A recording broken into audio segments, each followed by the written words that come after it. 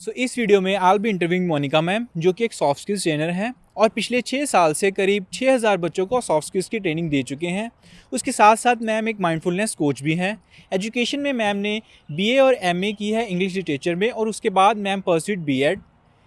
Ma'am ने as a youth ambassador India को 2 बार represent भी किया है, पहले चाइना में और उसके बाद किर्गिज़ रिपब्लिक में, जो कि सेंट्रल एशिया में लोकेटेड है। रिसेंटली मैम को जोश टॉक्स में भी बुलाया गया, जिसमें कि मैम ने स्टेज फियर और बाकी की सॉफ्ट स्किल्स के ऊपर डिस्कशन की और अपने पास्ट के एक्सपीरियंसेस के बारे में भी बात की, जिनमें कि ma'am was not so good at those things. तो इन्हीं सब चीज़ों के रिलेटेड मैं आज इस वीडियो में मैम से क्वेश्चंस पूछूंगा। तो सबसे पहला क्वेश्चन तो मेरा ये था कि जैसे हम स्टेज फियर वगैरह की बात करते हैं, तो वी ऑफन आस्क कि जैसे कि अब उसको हम स्टेज पे भेज देंगे, तो उसका जो है कि ओवर जजमेंट्स वगैरह वो करता है ऑडियंस वगैरह के रिलेटेड, तो वो अब धीरे धीरे वो कम हो जाएंगे क्योंकि वो स्टेज पे जाएगा और उसका वो अपने फियर को फेस कर लेगा। बट क्या हो अगर वो इंसान मतलब खुद ही अपने ही अंदर खुद को मतलब कोसता सा रहता है और मतलब he feels himself inferior to others, और सारा टाइम उसके दिमाग में ऐसे आता रहता है कि लोग मेरे से कितने ज़्यादा बड़े हैं, कितने ज़्यादा ऊंचे हैं, और फिर इन्हीं चीज़ों के कारण उसका कॉन्फिडेंस, वैसे भी नॉर्मल कन्वर्सेशंस में भी उसका कॉन्फिडेंस कम होता जाता है कि वो इतना ज़्यादा फेस नहीं कर पाता है लोगों को।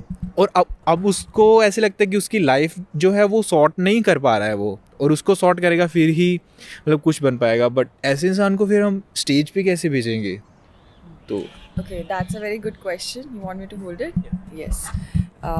So first of all, thank you so much for bringing me here on your channel. Thank you so much. By the way, I would like to look into this question इस तरीके से. Let's say अगर किसी का ऐसा problem है भी या इशू है भी, स्टेज में जाने से पहले हम एक एनालिसिस कराते हैं जिसको हम बोलते हैं स्वॉट प्लस जो हैरी विंडो, जिस वजह से उनको अपने ड्रॉबैक्स प्लस अपने बेनिफिट्स, लेट्स से स्ट्रेंथ्स क्या है ना, तो वो चीज़ उन पे हम फोकस करते हैं। अब इस दौरान क्या हो रहा है, that individual is focusing on his drawbacks more. तो it's always said that the more we focus on something that grows, so that's why it has been growing. हो सकता है पास्ट में उसकी कुछ हिस्ट्री रही हुई होगी जिस वजह से वो ऐसी चीज़ें की वजह से फेस नहीं कर पा रहा, या there is a self hate for himself और herself. But I would say that हमेशा हम पहले एक एनालिसिस कराते हैं जहाँ पे हम उनकी पास हिस्ट्री में जाके उनके अचीवमेंट्स को देखते हैं कि उन्होंने अब तक का क्या क्या अचीवमेंट्स करा है, and then we proceed further, है ना। इसके अलावा जो हम करते हैं वो हम उनको थोड़ा सा माइंडफुलनेस करा देते हैं उस दौरान कि क्या क्या चीज़ें हम फोकस कर सकते हैं, ये चीज़ हो गई। मैं हमेशा यही इंडिकेशन दूंगी कि स्टेज में जाने से पहले it's always a good idea कि आप पहले खुद को जानो, है ना, पहले खुद सेल्फ एक्सेप्ट करो। तो स्टेज में जाना would not be the first suggestion from my and, just आप स्टेज फियर को हटाने के लिए, बट एज अ ट्रेनर मैं सजेस्ट करूँगी कि self acceptance, self love is the foremost, and खुद की स्ट्रेंथ्स को जानना बहुत नेसेसरी है। तो इस दौरान इस तरीके से हम डील करते हैं। और जैसे अभी भी कॉन्फ्लिक्ट्स वगैरह हो जाते हैं तो हम किसी एक तरीके से रिजॉल्व कर लेते हैं, कोई लड़ाइयाँ भी कर लेते हैं, या है ना। तो वर्क लाइफ के अंदर कॉन्फ्लिक्ट्स को कैसे डील करते हैं? जैसे कोलीग में कॉन्फ्लिक्ट हो गया, या कोलीग और बॉस में कॉन्फ्लिक्ट हो गया। अब कोलीग में कॉन्फ्लिक्ट हो गया और वो मान लो अब सेम ही प्रोजेक्ट में काम करता है हमारे साथ में, तो है ना, तो मैनेजर को बोला कि है ना कि ये तो काम नहीं कर रहा है, या फिर टीम को ख़राब कर रहा है, और वो भी मतलब पंगा नहीं लेना चाहता है, वो भी अपनी सेफ साइड में रहना चाहता है, कहते हाँ हाँ एडजस्ट कर लो, बस सारा काम हमें करना पड़ रहा है। तो फिर ऐसे लोगों के साथ कैसे डील करते हैं वर्क लाइफ में? और बॉस वगैरह के साथ मतलब जो पंगे हो रहे हैं, तो फिर उनको कैसे डील करते हैं वर्क लाइफ वगैरह के अंदर? ठीक है, okay. All right, again as a working professional, right, ये होता ही है। इनफैक्ट मैं ये नहीं बोलूँगी कि एज ए वर्किंग प्रोफेशनल, आप वही बेसिक से एग्जांपल ले लो, छोटे छोटे बच्चे भी लड़ते हैं, राइट, स्कूल्स में भी लड़ाइयाँ होती हैं, कॉलेजेस में भी होती है, एंड सो दस वर्किंग प्रोफेशनल एरियाज़ में क्यों नहीं हो, राइट ना। इसमें क्या होता है, जब भी कॉन्फ्लिक्ट होता है एज अ ट्रेनर, हम हमेशा ये देखते हैं, जैसे कि मैंने पहले भी कहा है, कि उनके नज़रिए से कभी कभी हमें देखना पड़ता है। क्या पता, I give you one example, right. At times मेरे साथ ऐसे भी हुए हैं जहाँ पे सामने वाले ने बहुत ज़्यादा प्रेशर क्रिएट करा है, and the way of talking was not so good. अब इस दौरान मैं तो यही सोचूंगी कि सामने वाले ने कितनी बुरी तरीके से बात किया एज अ ट्रेनर, लेकिन अब मैं उनके नज़र से सोचती हूँ. जब मैंने उनके नज़र से सोचना स्टार्ट करा, मुझे रियलाइज़ हुआ there are some family issues that is going on which is affecting his professional life, right. अब इस दौरान क्या हो गया, मुझे थोड़ी सी समझ आ गई, तो मैं थोड़ी गलत थी वहाँ पे. तो नज़रिया बदलना बहुत ज़रूरी है किसी और के साइड से देखने के लिए. कुछ लोगों के केसेस में क्या होता है कि वो ना लाइक फ़ायदा सा उठाने के वो खुद को ऐसे चालाक से समझते हैं कि है ना किसी ना किसी तरीके से यार वो ऐसे नहीं समझते कि मैं कुछ गलत कर रहा हूँ, वैसे समझते हैं कि मैं कुछ मतलब ना चालाकी सी कर रहा हूँ और मैं स्मार्ट हूँ इनसे और ये क्या ही है ना. तो मुझे लोगों को कंट्रोल करना आता है, मेरे को इनका माइंड कंट्रोल करना आता है. Some are actually really toxic people और हम सारा टाइम यही सोचे है ना कि इसके परस्पेक्टिव सोचो, इसके परस्पेक्टिव सोचो, लेकिन हम तो ख़राब हुए जा रहे हैं उससे. नहीं, I would like to contradict here in a way, because see, हो सकता है कि इनिशियली आपको लगे कि हम उसके पर्सपेक्टिव से क्यों सोचें. हर वक्त हमें कभी कभी सोचना पड़ता है, बिकॉज जब आपको पता नहीं है कि सामने वाले का कैसा है, तो एट टाइम्स हमें खुद को लेट गो करके उनका सोचना पड़ता है. नेक्स्ट स्टेप में अगर सामने वाला नहीं समझ रहा है, देन आपने you try to stand on your point. अब दूसरी चीज़ ये, एक तो पहले आपको मैंने बता दिया पर्सपेक्टिव बदल के वो करना. दूसरी चीज़ ये है कि अब इस बार कन्फ्रंट होकर कम्युनिकेट करो, चाहे वो आपके सीनियर्स हो, बॉस क्यों ना हो. मैं बोलूँगी कि आप कन्फ्रंट करो, जाके डायरेक्टली बैठो एंड बोलो, sir we need to talk, there is something important and I am really not feeling well about it, and if I'm not feeling well, I believe I won't be able to contribute much in the area of my working. So this is what is the second suggestion, that हमेशा confront क्या करो चीज़ों को, है ना. बातें करके बहुत सारी चीज़ें सॉर्ट आउट हो जाती है, और अगर सामने वाला बात करने के लिए रेडी नहीं है, then leave it. But at least there must not be a sign कि आपने अपने साइड से ट्राई नहीं करा, है ना. और आई बिलीव जहाँ तक आप बता रहे हो कि उनका ऐसा होता है कि वो ऐसे सोचते हैं कि टॉक्सिक है, हम तो कंट्रोल कर रहे हैं, वो उनकी सोच है. हमें क्यों उतना सोचना उसमें, है ना. हमें पता है कि ये दो चीज़ करने से कहीं ना कहीं शायद मैं सॉर्ट आउट कर दूँ, है ना. और अगर नहीं भी हो रहा है, then you go your way. Every time we cannot help the other person to make them understand from our point of view, and also cannot understand them from their point of view.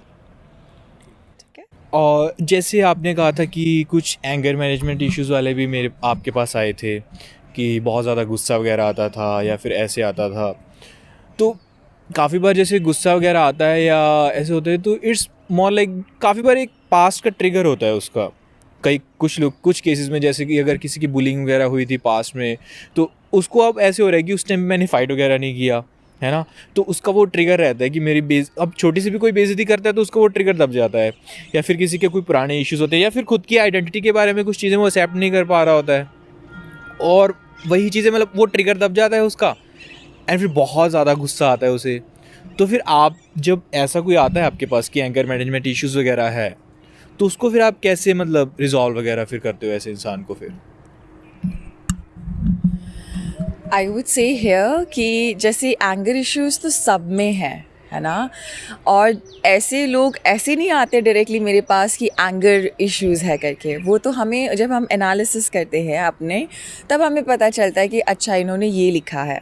Then अगर वो share करना चाहते हैं with due respect to their situations and conditions and also the past history, तब हम डिग इन करते हैं उस चीज़ में. सो कभी कभी कुछ हिस्ट्रीज़ ऐसी होती हैं, कुछ फैमिली की इश्यूज़ होते हैं, कभी कुछ भी हो सकता है ना.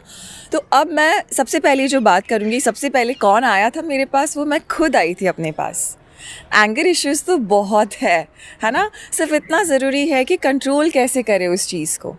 सो मैं पहले खुद आई थी खुद के पास देखने के लिए कि जो चीज़ मैं कराना चाहती हूँ, जो मैंने खुद सीखी है, मैं खुद में इम्प्लीमेंट कर सकती हूँ कि नहीं. रेस्ट जब कोई आता है मेरे सामने, तो I also do the same methods and techniques that I have utilized and I try to implement in that वे.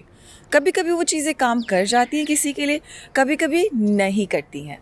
और जब काम नहीं करती हैं, तब हम उनको लेकर जाते हैं कुछ अदर एक्टिविटीज़ में जो वो फ्री हैं. For example let's say mindfulness में हम फोकस करने लग जाते हैं उस दौरान.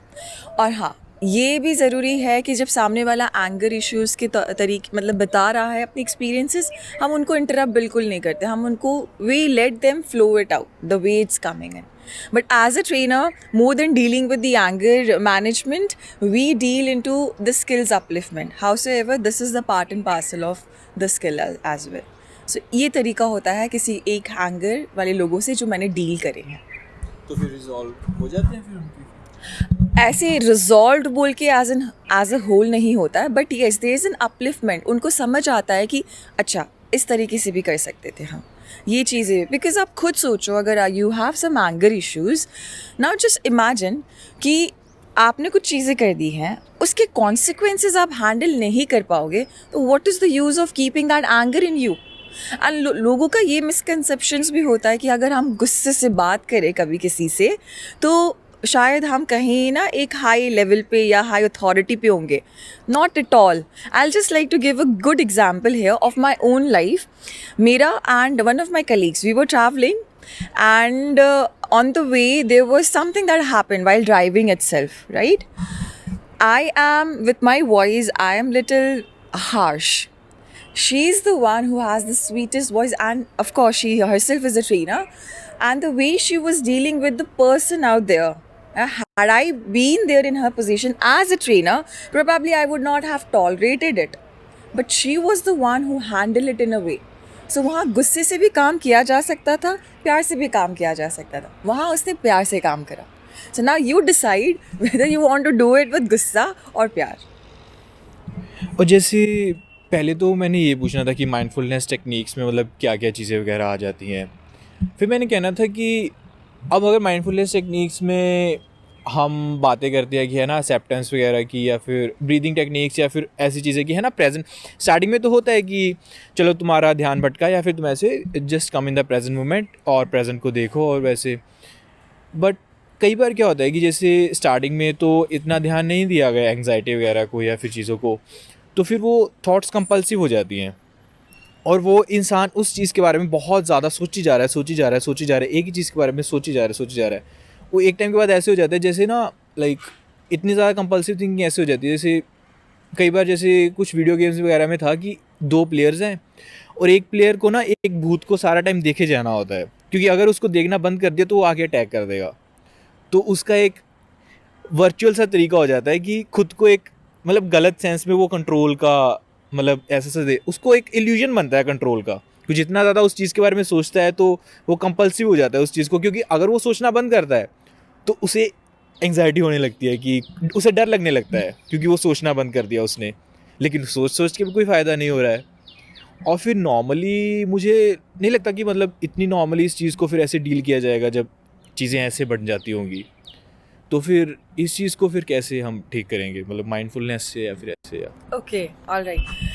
Let me give a disclaimer here that I am not any therapist here, but as a trainer and as a coach, as a mindfulness coach, जो चीज़ें हमने करी है and try करा है.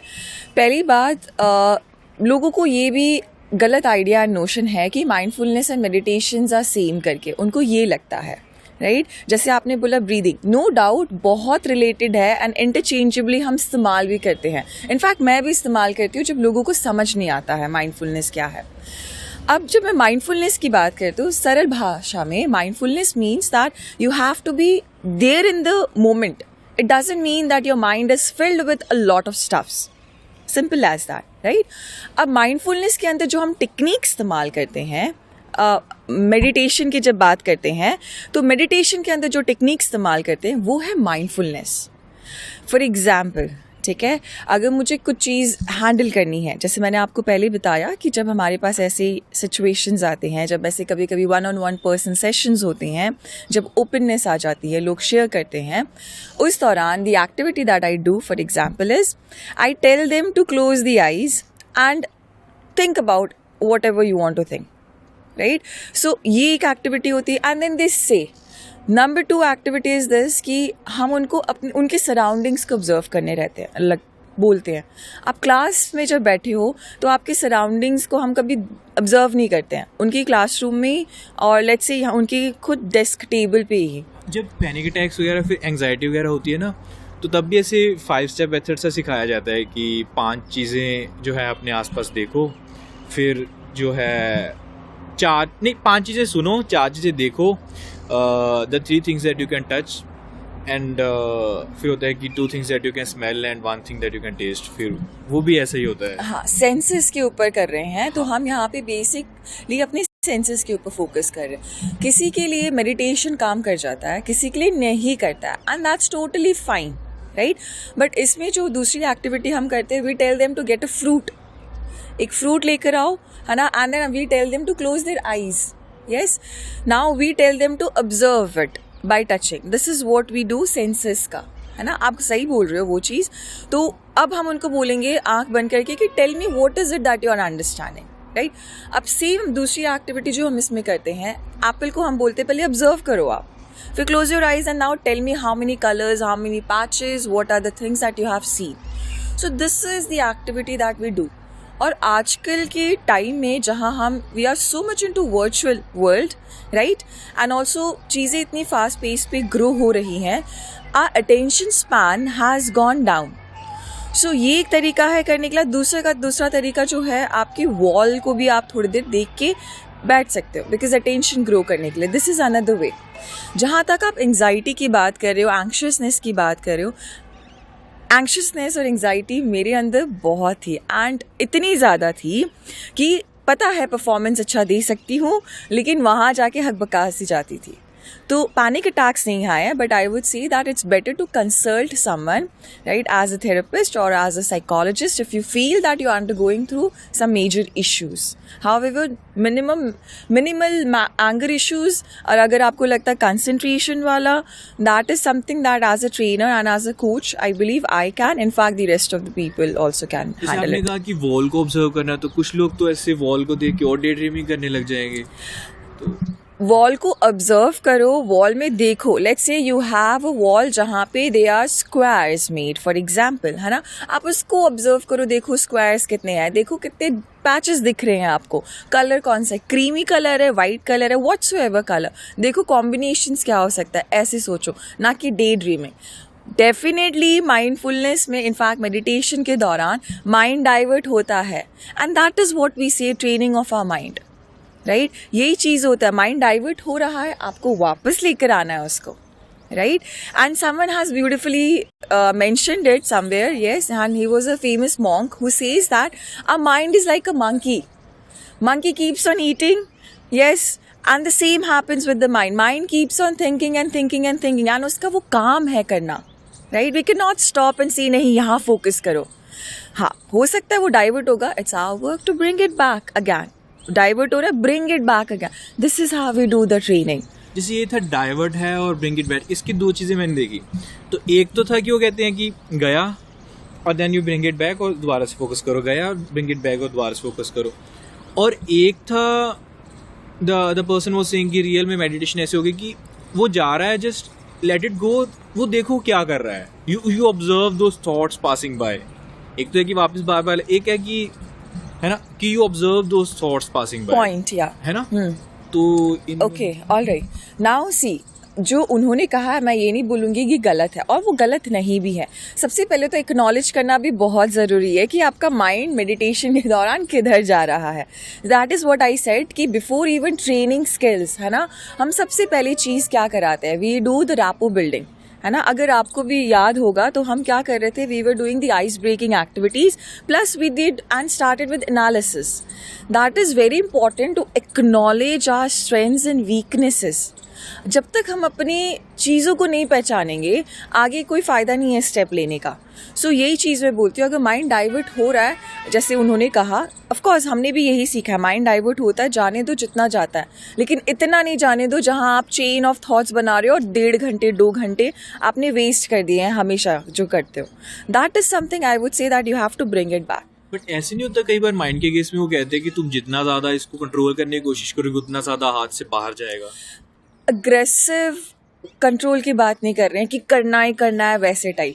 माइंड जाता है, so let it flow, no doubt, but then try to bring it back. अब मैं दूसरा एग्जांपल देती हूँ. कभी कभी let's say taking an example, सुबह उठने का मन नहीं करेगा, राइट.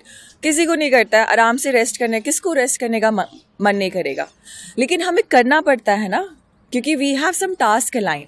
सिमिलरली विथ माइंड, इतना डाइवर्ट करने दोगे तो वो तो डिस्ट्रक्टिव मोड पे भी जा सकता है कभी कभी, right? So make sure that you bring it back so that you know that what are your benefits, what are the things you want to improve in. ये ज़रूरी है. और मैं जितना आसान से ये बोल रही हूँ, इतने आसान तरीके से होगा नहीं ये चीज़. इनफैक्ट मैं खुद भी I keep on working on this, and right, being a coach I am a great practitioner of it. So that is what I would suggest. जब आप इन सब चीज़ों से डील कर रहे थे तो कोई ऐसा केस या फिर ऐसा पर्सन आया कि वो उसका केस रिजॉल्व नहीं हो पाया, लाइक आपने ट्राई किया, आपने उसको तरीके बताए, वो सारा किया, लेकिन उसका नहीं हो पाया ठीक, तो क्यों नहीं हो पाया ठीक और क्या कारण था उसका? पहली बात, जैसे कि मैं first of all as I said कि आई एम अ ट्रेनर, है ना. तो सबसे पहले जो लोग मेरे पास एड्रेस करते हैं वो स्किल्स एंड अपलिफ्टमेंट के लिए करते हैं, अपस्किलिंग के लिए. वो अलग दौरान है, दैट्स अ डिफरेंट केस, जहाँ पे वो नेक्स्ट लेवल पे जाके they share on few things, right? If that's the extreme case, I clearly mentioned that, see, I am not a therapist and psychologist. You can go ahead with it. However, training part में we can handle it. Rest assured, मेरे पास ऐसे कुछ extreme level वाले cases नहीं आए हैं. तो I would हमेशा suggest, in fact before training I would say कि you need to go and consult somewhere. लेकिन वो पहली दफ़ा कोई ओपन होकर नहीं बात करता है, सिंपल है. वो बाकी बाद में करते हैं. So as a trainer I have not receive such kind of cases, and if such kind of cases, I would not say extreme cases as in, right, but हाँ, कुछ ऐसे भी मिले जहाँ पे सेल्फ इम्प्रूवमेंट पे फोकस करने की कोशिश करी है उन्होंने. सेल्फ इम्प्रूवमेंट तो सब करते हैं, and they really wanted to bring a change in them. So ऐसे लोगों को हैंडल करा है. और जैसे आप स्टूडेंट्स वगैरह के साथ डील करते हैं ऑल द टाइम, तो ऐसा कोई इंसिडेंट वगैरह था, लाइक होगा ही काफ़ी बार कि दे आर लाइक, मैम आपने ये चीज़ बता दी, इस चीज़ को इस पर्सपेक्टिव से तो मैंने कभी नहीं देखा था, और ये बहुत ज़्यादा हेल्पफुल हुआ कि कभी इस पर्सपेक्टिव से, इस नज़रिए से मैंने इस चीज़ को नहीं देखा था, और ये बहुत अच्छा नज़रिया, और मतलब इससे मेरी प्रॉब्लम सॉल्व हो सकती हैं, हो रही हैं. Again, that's a very good question here. See, having trained almost 5,000 plus, since I have been traveling all around the country to train the students. Now, इसमें क्या होता है, हम बहुत अलग अलग टाइप के स्टूडेंट्स से इनकाउंटर करते हैं, राइट. एक्सपीरियंस बढ़ रहा है, no matter, no doubt, yes. And इसमें एक चीज़ ये होती है कि जो चीज़ मैंने उनको कही है, ये कहा है कि उनके नज़रिए से देखने की कोशिश करो.